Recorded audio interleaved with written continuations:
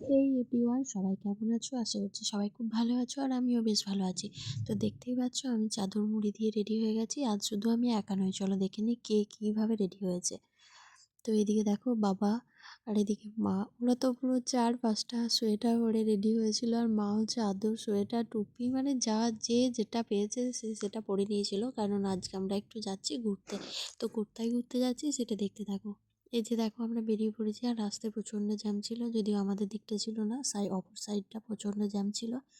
তো সব কিছু পেরিয়ে আমরা এতক্ষণ মেলার ভিতরে পৌঁছে গেছি।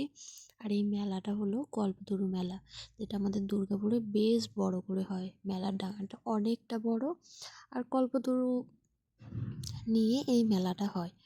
অনেকটা বড় জায়গা, তাই অনেক বড় মেলা। ঘুরতে ঘুরতে আমাদের অনেক রাত হয়ে গেছিলো।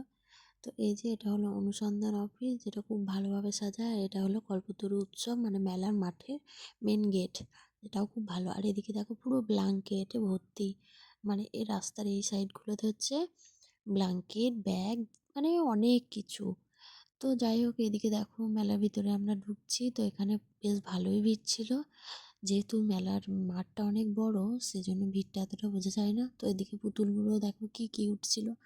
তো তারপর এদিকে মেলা, চুড়ি, হার, এদিকে ব্যাগ, জামা কাপড়, কি নেই মেলার মধ্যে, যেটা খুঁজবে সেটাই পাবে, সব কিছু আছে। তো মেলাতে বেশ ঘুরলাম, একটা ব্যাগও নিলাম। আর এদিকে দেখো এই রাধাকৃষ্ণর দোলনাগুলো কি সুন্দর লাগছিল দেখতে। তো ওটা একটু দেখছিলাম, যদিও নিইনি, একটা পাখির সেট নিয়েছি।